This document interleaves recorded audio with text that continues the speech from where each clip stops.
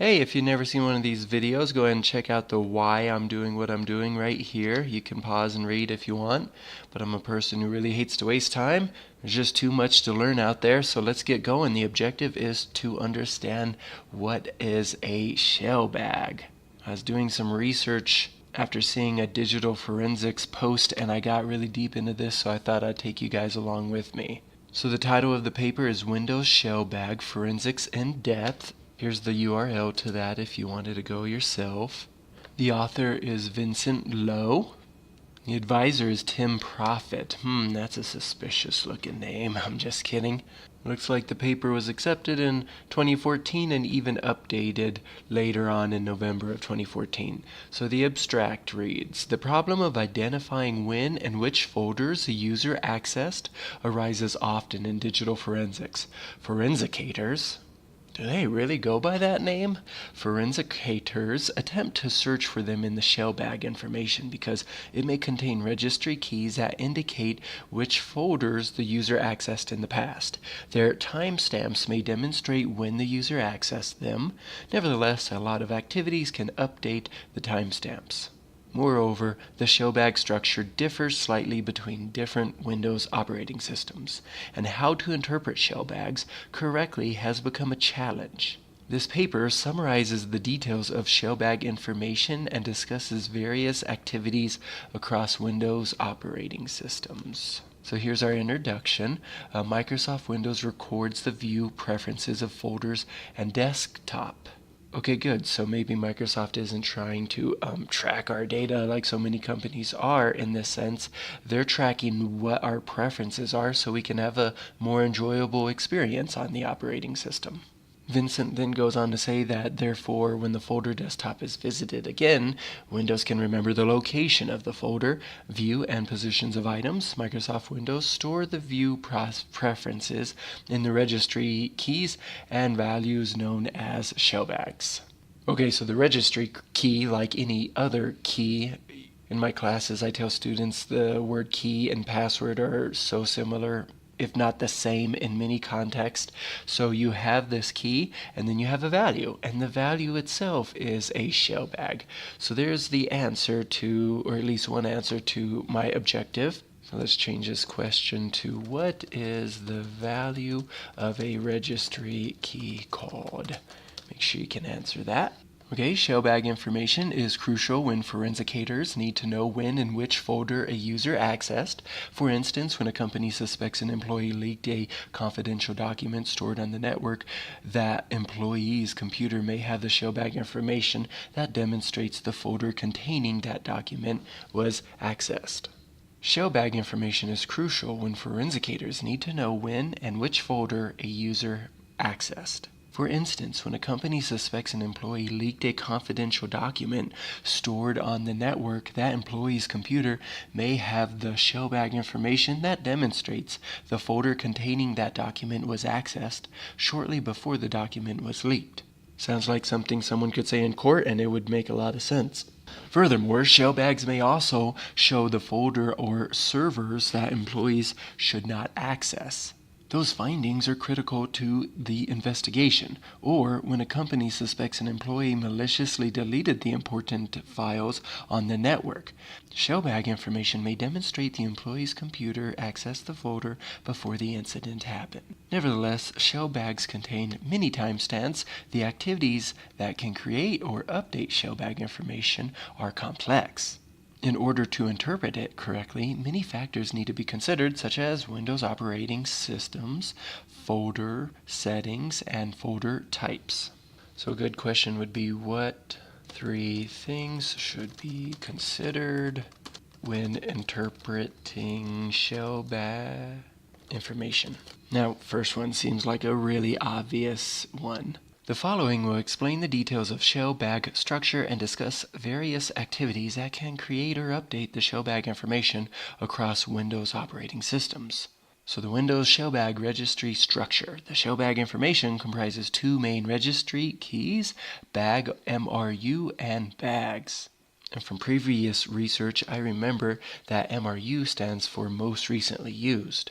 The BagMRU key stores folder names and records folder paths by creating the similar tree structure. The Bags key stores the view preferences such as a window size, location, and view mode. So that's a good question. What are 3 examples of information stored in the Bags key? So that's view preferences such as the window size, location, and view mode. I wonder what view mode is. Maybe that's like read only or write only. The BagMRU key itself represents the desktop. Except BagMRU itself, its child keys are not assigned to any specific folder.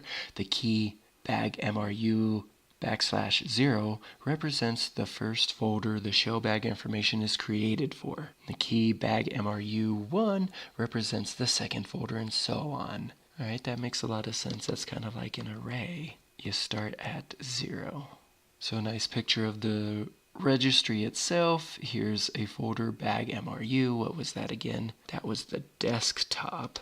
There's the desktop. Its child key, BagMRU0, represents desktop test 0 folder. The key BagMRU \1 represents BagMRU2 represents the desktop test 2 folder. Okay, I get it. For Windows top level special folders or virtual folders such as my desktop, control panel, and my computer, the registry key of those folders is created right under the BagMRU. As shown in figure 2, the folder name of child key is stored in the registry value under the parent key. Okay, and then that example seems to be hammered home a little bit more in that paragraph.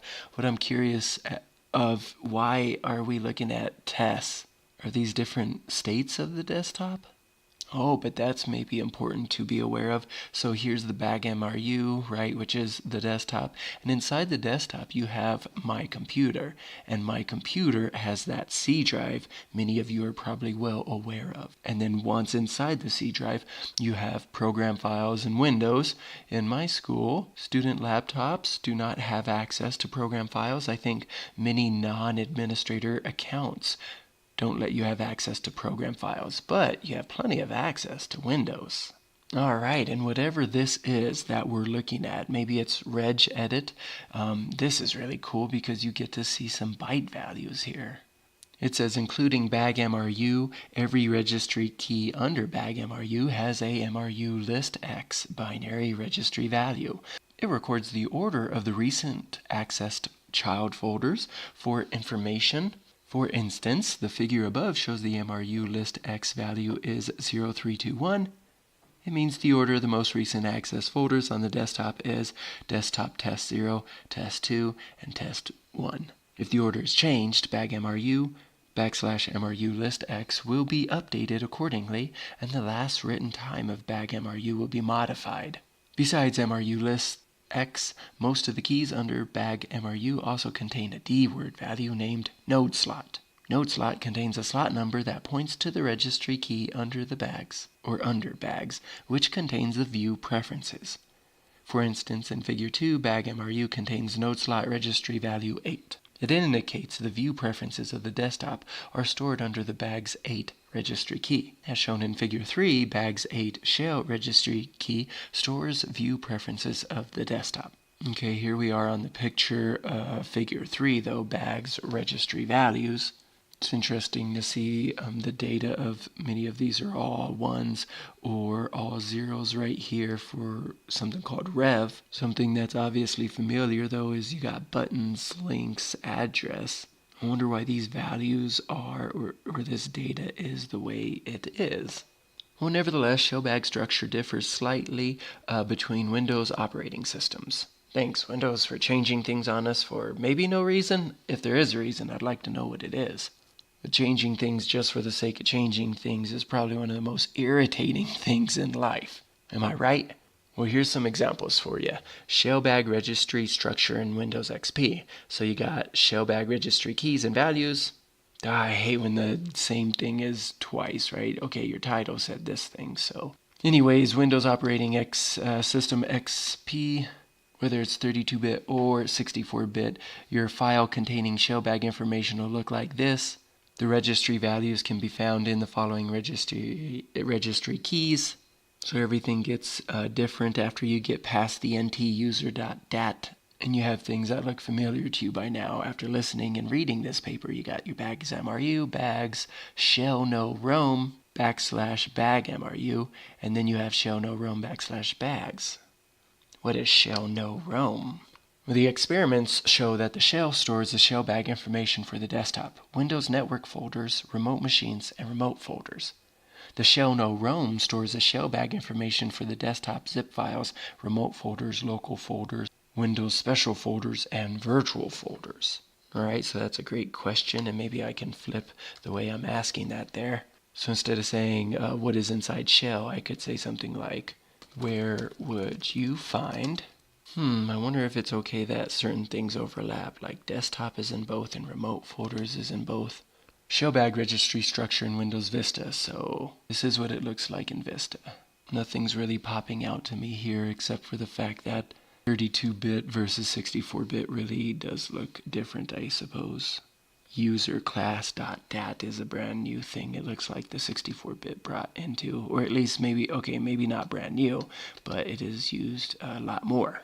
Alright, so according to Microsoft in 2012, the following keys may exist, however they have not been found in my experiments. Cool, so there's something for you people who are watching or listening right now to go experiment with. Go see if you can find these in a Windows Vista operating system. Is he saying Windows Vista does not have shellnoroam information? I'm just struggling with that concept of what is shellnoroam. And I mean, I know what like a shell is, but why don't I say this? What is shellnoroam other than an area where this is stored? In Windows XP, shellbag information is stored under shell and shellnoroam keys. In Windows Vista, shellnoroam key is found in ntuser.dat only. However, it only stores a dword value called BagMRU size, and it appears, besides BagMRU size, that the rest of shellbag's information is stored under shell keys. ntuser.dat and user class.dat, the experiments show that the ntuser.dat stores the shellbag information for the desktop, Windows network folders, remote machines, and remote folders. The user class.dat stores the shellbag information for the desktop, zip files, remote folders, local folders, Windows. Okay, I read that before. Okay, having some deja vu, but I mean the difference is here we are up to a Windows 7, 8, and 8.1 machine when before I was reading about Vista and before that XP. Ooh, but at least we get a good picture of a shell here. Or should I say the shell folder. In Windows XP, shell and shellnoroam keys are used to store shellbag information. Starting from Windows 7, shellnoroam is no longer used, and the shellbag information is stored under the shell key only. Scrolling down here, the experiments show that the ntuser.dat stores the shellbag information for the desktop, Windows network folders, remote machines, and remote folders. The user class.dat stores the shellbag information for the desktop zip files. Okay, read that before. Here's something new, activities. So SANS 4508 course material with a 2011 date next to it indicates shellbag information is only written when a folder is opened and has default settings adjusted. According to Zhu, Gladzhev, and James, shellbag information is available only for folders that have been opened and closed in Windows Explorer at least once.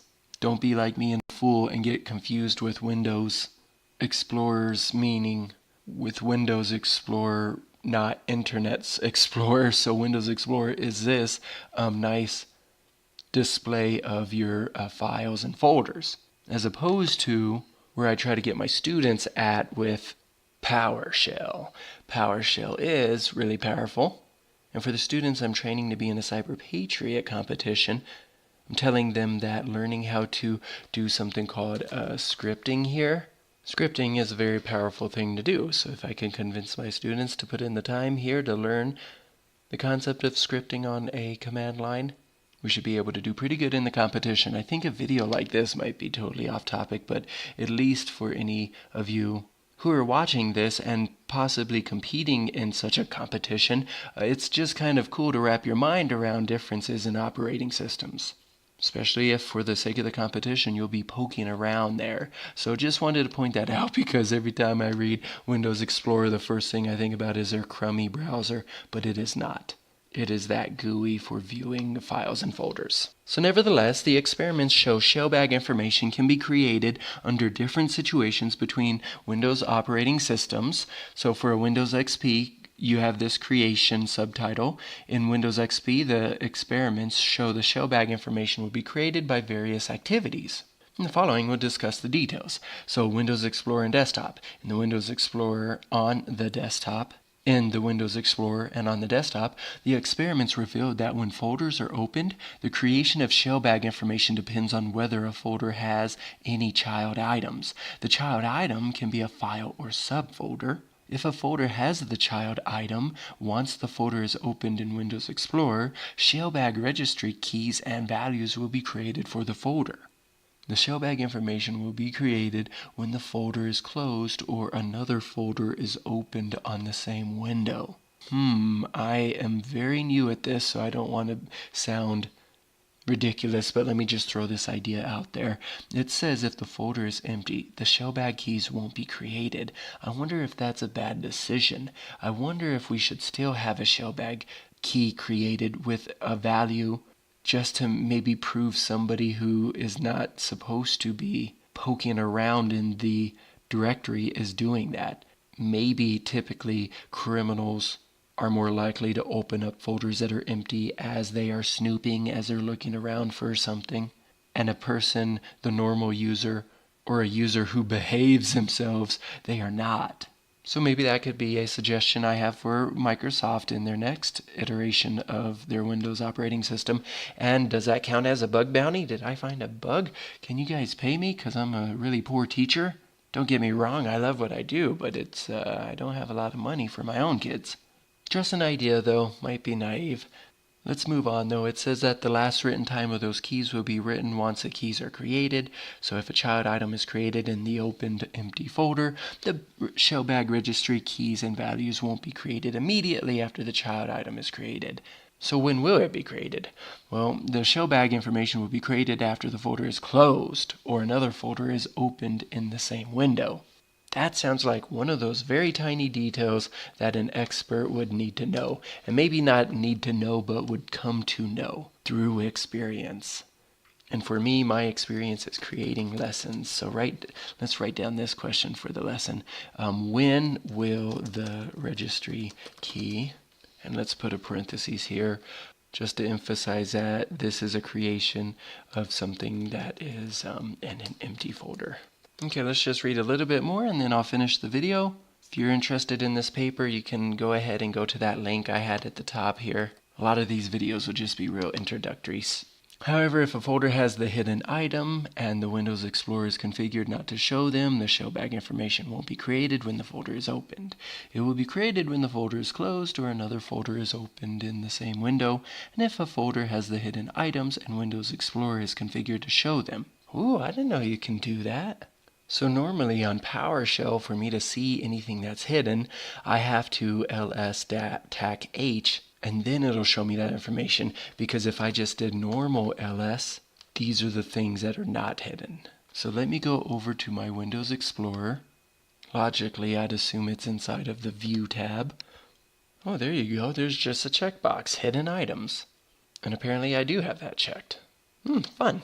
Well, the experiments also show that without opening the folder, the shellbag information will be available by the following steps. So you right-click on the folders and choose Properties, choose Customize, and click OK. Let's talk about zip files, and then I just have to finish the 3 area. So let's finish the 3 area, then we'll finish up the video. So Windows Explorer will not only create the shellbag information for the folders, but also zip files. It will be created by the following steps. So open a zip file in the Windows Explorer and close it or open a folder in the same window, and then the shellbag information will contain the created date, modified date, and accessed date of the zip file. Here's some instructions for the search window. You can view preferences. The view preferences of the search window will be recorded in the shellbags by the following steps. You open the Explorer, click Search icon, choose the next scope, click Search, and then close the window or open a folder. In the same window, you can pause and do those directions if you wanted. Let me jump down to the cool looking thing that almost looks like a flag and capture the flag. Above it here says, however, the view preferences of the search window can also be recorded in the Shellbags by one of the following steps. So you open the search window from the start menu, then close the window, open the search window again, then choose the search scope and click search. By these approaches, the folder name in the Shellbag is recorded as this long, ridiculous name. Interesting. So now we're going to talk a little bit about remote machines and remote folders. In Windows XP, the remote machine is opened and closed in Windows Explorer. Its Shellbag information will be written.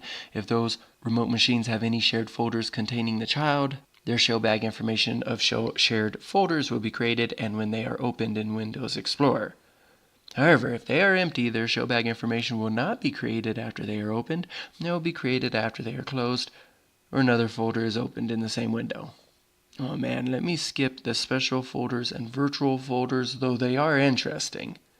I just know this video is running a little bit long. But this modification paragraph is interesting. It says that many user and system activities can change the registry values under the Shellbag keys. And once a value is added or changed, the last written time of the Shellbag registry keys will be updated. The following will discuss those registry keys. So nothing really jumping out to me over here. I mean, it's interesting that this is going to have a node number. Down here you'll have a slot number twice. Not sure what these things are. Slot Machine is a good song by Color Theory, though. If you're in a down mood, that's a really happy song to listen to. But the last key they show us is the desktop one, or at least the last key for the sake of this video. Thanks for coming along with me on this ride. I think this was probably over my head, but you know, you don't know until you try. And what I'm doing here is maybe helping out young people just understanding how to go about research or go about learning new things. I mean, it's a better way to spend your time than some of the other things people can do. Right here, the most important part of a paper is often its references, so I just want to scroll through this on the screen. And the paper does get really interesting when you get down to the appendix item. So appendix A has a really interesting flow chart. Maybe go to the site and check that out when you got some free time. Appendix B has a nice long list of what we were looking at before. Such crazy looking names for a folder or file. It looks like something from a CTF. And then under Appendix B we have upcoming SANS training, which will be done all over the world, everywhere from Madrid, Orlando, San Jose, Milan, Italy. So just an interesting reading by a man named Vincent Lowe from the SANS Institute on Windows Shellbag Forensics in Depth.